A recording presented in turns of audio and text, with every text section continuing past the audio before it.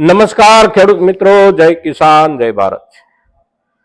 ખેડૂત મિત્રો, આજે આપણે ડીએપી ના મૂળ સોર્સિસ વિશે થોડીક સામાન્ય માહિતી વહેંચીશું. આપણે જે ડીએપી વાપરીએ છીએ ખેડૂત તરીકે, સમગ્ર દુનિયા જે ડીએપી વાપરે છે ખેડૂત તરીકે, એનું મુખ્ય તત્વ એટલે ફોસ્ફરસ જે છે એ ક્યાંથી મળે છે અને ક્યાં સૌથી વધારે છે એના ઉપર આપણે સામાન્ય ચર્ચા કરશું મિત્રો. ફોસ્ફરસના બે સ્ત્રોત છે.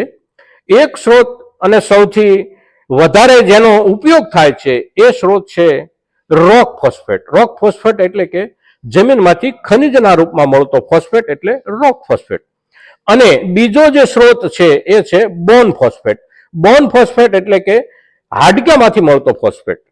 જાનવરો, પ્રાણીઓ, આના જે હાડકા છે એ હાડકા ફોસ્ફરસ તત્વ એમાં સૌથી વધારે હોય છે અને જાનવરો અને પ્રાણીઓના મૃત્યુ પછી એ હાડકાઓમાંથી ફોસ્ફરસ મેળવવામાં આવે છે અને એ ફોસ્ફરસનો જુદા જુદા હેતુ માટે ઉપયોગ થાય છે, જેમાં સૌથી વધારે ઉપયોગ ખાતર માટે થાય છે.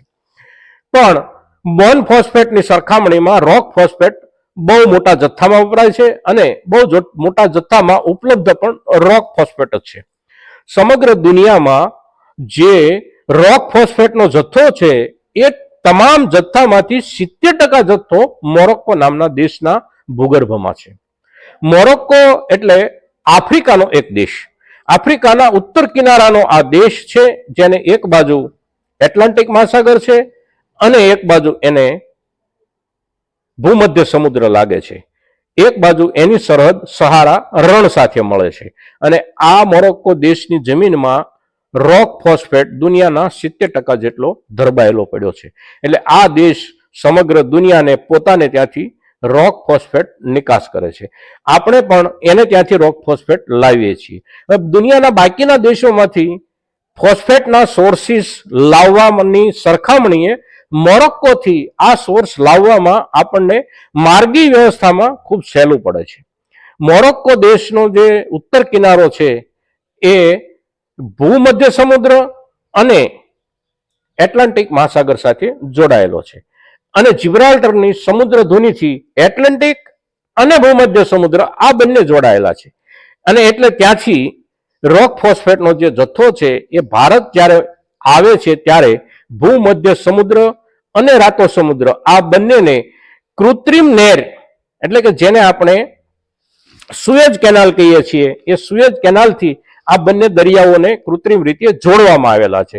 અને સુએજ કેનાલથી જોડાયેલા આ બંને દરિયાઓ એટલે કે ભૂમધ્ય સમુદ્ર અને રાતો સમુદ્ર, અહીંથી જે માલવાહક દરિયાઈ જહાજો સફર કરે છે આખી દુનિયામાં, એમાં સૌથી પહેલા આપણો ભારતીય ઉપખંડ આવે છે. મોરોક્કોથી નીકળેલો આપણો રોક ફોસ્ફેટ ભૂમધ્ય સમુદ્રથી રાતા સમુદ્રમાં અને રાતા સમુદ્રથી ઓમાનના અખાતમાં થઈ અને સીધો આપણા અરબી સમુદ્રમાં અને કંડલા ઉપરાંત આપણા કચ્છ અને સૌરાષ્ટ્રના બંદરો પર જ્યાં જ્યાં વ્યવસ્થા છે ત્યાં આ ફોસ્ફેટ રોક ઉતરે છે. અને અહીંથી આપણા સૌરાષ્ટ્ર અને ગુજરાતમાંથી આખા ભારતમાં જ્યાં પણ ફોસ્ફરસના કારખાનાઓ છે અને ખાતર બનાવે છે, આ તમામ કારખાનાઓ સુધી અહીંથી ફોસ્ફરસની સપ્લાય થાય છે. આપણે એટલે કે ખેડૂતો આપણે જે ખાતર વાપરીએ છીએ એ ખાતરનો મૂળ સોર્સ એટલે મોરોક્કોથી આવતું ખાતર જે બે દરિયાઓ પસાર કરી અને આપણા ગુજરાતના બંદરોએ ઉતરે છે અને સમગ્ર દેશના આપણા ખાતરના કારખાનાઓ સુધી પહોંચે છે.